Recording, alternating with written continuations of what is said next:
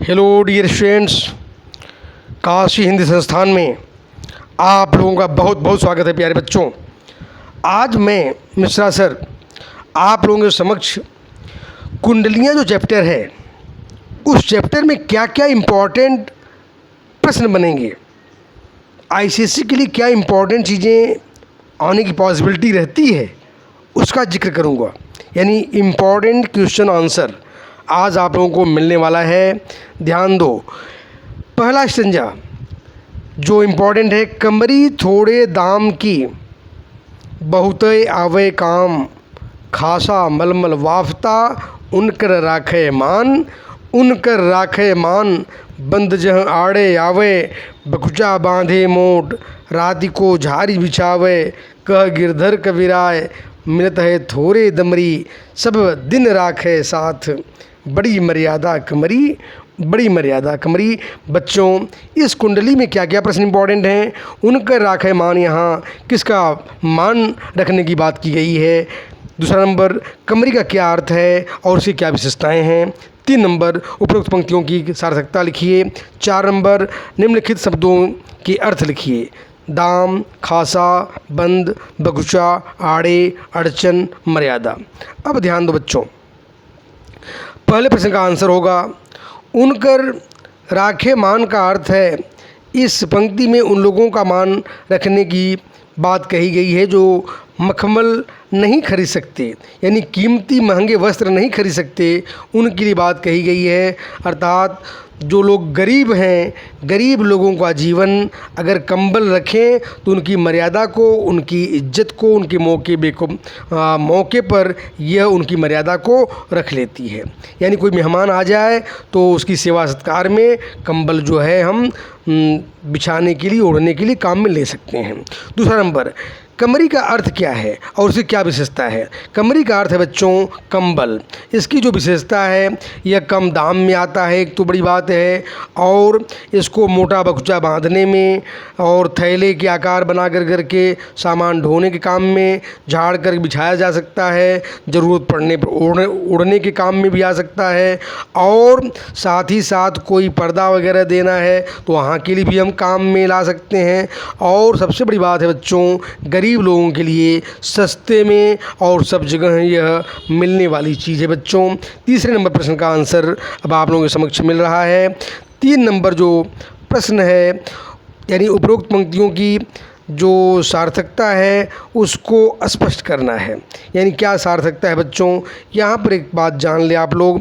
3 number में उपरोक्त पंक्तियों के माध्यम से कवि ने यह बताने का प्रयास किया है किसी के जीवन में उसके लिए मात्र वही वस्तुएं महत्व रखती हैं जो उसकी मर्यादा, गौरव, प्रतिष्ठा की रक्षा करती हो और साथ ही साथ सस्ते दाम में मिल भी जाती हो और हमारी इज्जत प्रतिष्ठा को रख लेती है। ऐसी वस्तुएं जो घर में, घर के काम काज में हमारी काम आने वाली चीज़ें हैं, ऐसी चीज़ों को महत्वपूर्ण स्थान मिलना चाहिए। अब 4 नंबर में सीधा हम आगे प्यारे बच्चों, यानी कुछ कठिन शब्द यहाँ पर हैं, उनके अर्थ क्या हो सकते हैं। दाम माने मूल्य, यानी खासा माने बहुत ही अच्छा, बहुत ही खास, और बंद माने गांठ, बगुचा माने भारी गट्ठर, आड़े माने अड़चन, मर्यादा माने गौरव। हाँ बच्चों, नेक्स्ट प्रश्न है, नेक्स्ट कुंडली जो इम्पोर्टेंट बनती है बच्चों, वह पानी बाढ़े नाव में, घर में बाढ़े दाम, दो हाथ उलेचिए यही सयानो काम, यही सयानो काम, राम को सुमिरन कीजिए पर स्वार्थ के काज, शीश आगे धर दीजिए कह गिरधर कबीराय, बढ़त है बड़न की याही बानी, चलिए चाल सुचाल राखिए अपना पानी। इसमें 4 प्रश्न हैं।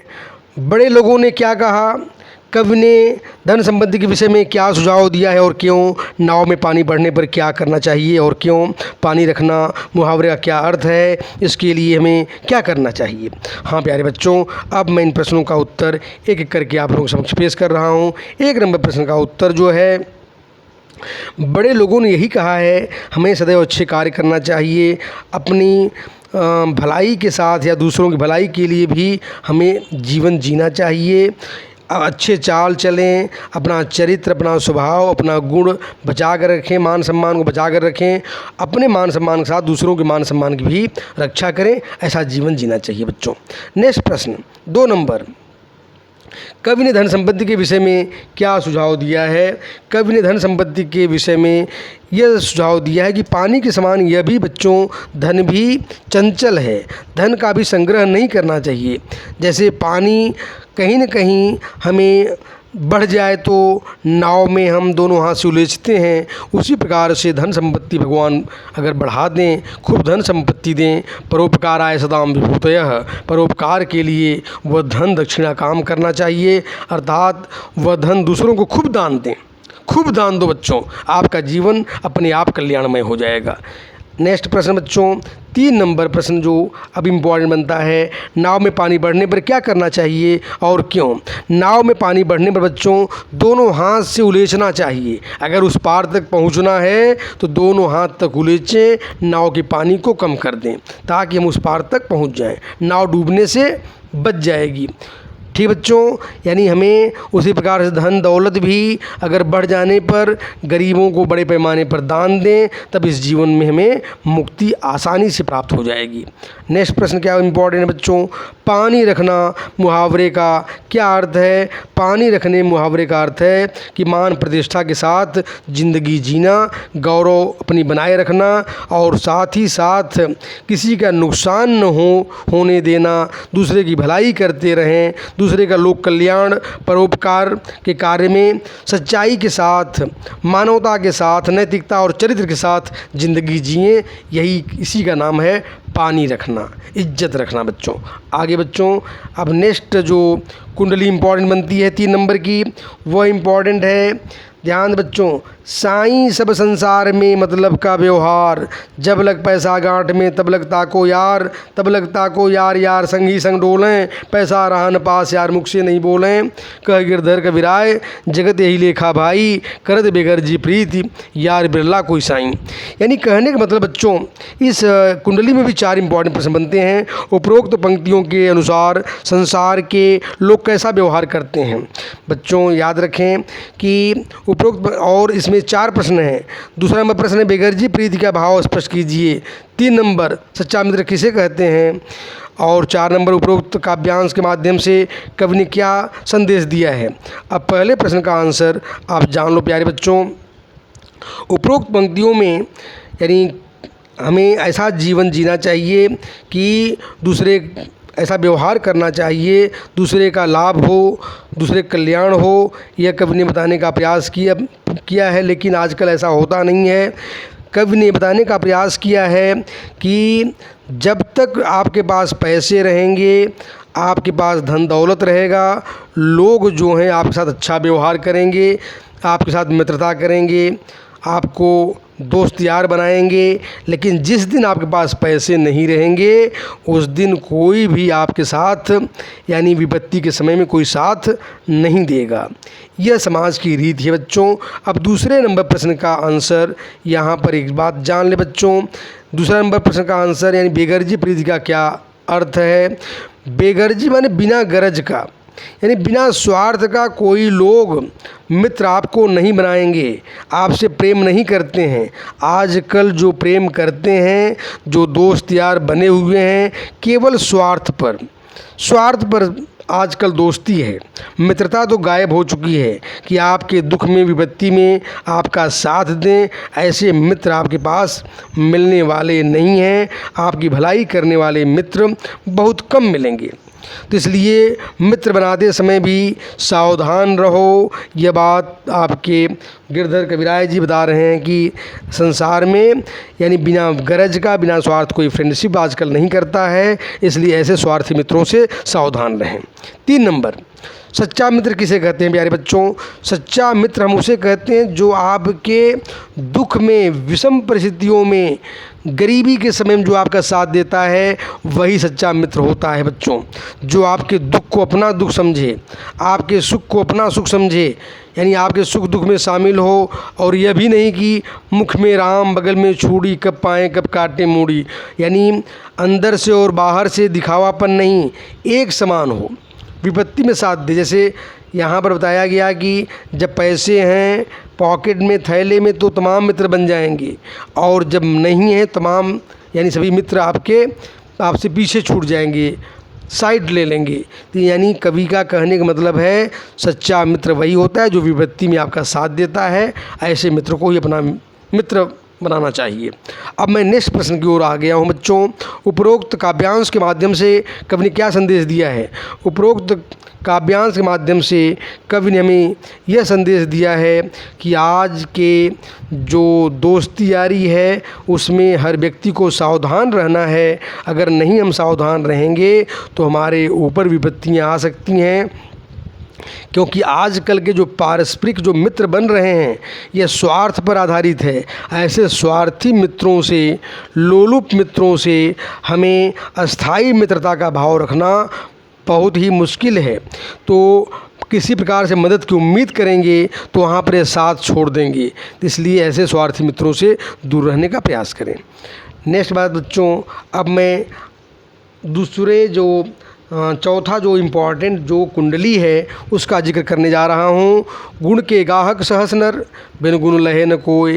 जैसे कागा कोकिला, शब्द सुने सब कोय। शब्द सुने सब कोय, कोकिला सबे सुहावन। दो को एक रंग, काग सब भय अपावन। कह गिरधर कविराय, सुनहो ठाकुर मन के। बिन गुण लहे न कोय, सहस नर गाहक गुण के। यानी इसमें 4 प्रश्न इम्पॉर्टेंट क्या क्या है बच्चों? कोयल को सुहावन और काग को अपावन क्यों कहा गया है? दो का एक रंग के माध्यम से कवि ने क्या संदेश देने का प्रयास किया है? बिन गुण लहे न कोय, पंक्ति का भाव स्पष्ट कीजिए। हमारे जीवन में वाणी का क्या महत्व है, इसका मूल्यांकन कीजिए बच्चों। इस तरह 4 प्रश्न इम्पॉर्टेंट हैं। अब 4 में देखो, कोयल और कौवा जो है, ध्यान दें बच्चों, काग दोनों काले रंग के होते हैं, लेकिन कोयल को पवित्र माना गया है, हम लोग आदर देते हैं, लेकिन कौवे को आदर नहीं देते हैं। उसके पीछे उसके गुण हैं बच्चों। यानी रंग रूप से कोई मतलब नहीं होता है, व्यक्ति का कीमत उसके गुण से होता है। कोयल की पक्षी मीठी होती है, वाणी मीठी है, सुहावन होती है, यहाँ तक कि बच्चे उसकी वाणी को पुनरावृत्ति करते हैं। कौवे की वाणी कर्कश होती है। कोई भी व्यक्ति हो चाहे स्त्री हो, अगर उसकी वाणी में मिठास नहीं है, कर्कशता है, तो समझ लीजिए कि बात गड़बड़ है।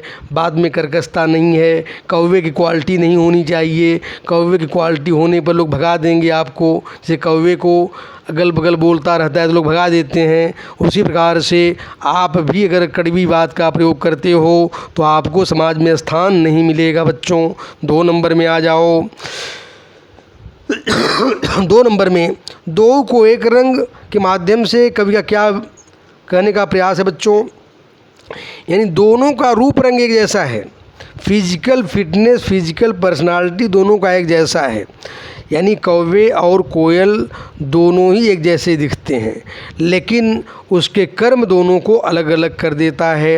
यानी व्यक्ति का कर्म, व्यक्ति की वाणी, व्यक्ति की गुणवत्ता व्यक्ति को सबसे अलग करती है। और यही कारण है कि अगर आप में गुण हैं, क्या आपकी वाणी, आपके कर्म, आपके अंदर विशिष्टता, तो आपका समाज में महत्व अपने आप हो जाता है। जैसे कोयल का महत्व हो जाता है, कौवा उसी रंग का होते हुए पर भी समाज में क्या पाता है? डंडे लाठी पाता है, यानी लोग उसको उड़ा कर भगा देते हैं। उसी प्रकार से आप इज्जत चाहते हो, अपनी वाणी और विनम्रता पर ध्यान दो बच्चों। आगे चौथे नंबर प्रश्न की ओर हम आ गए, यानी तीसरे नंबर की ओर। बिन गुण लहे न कोय, पंक्ति का भाव स्पष्ट कीजिए।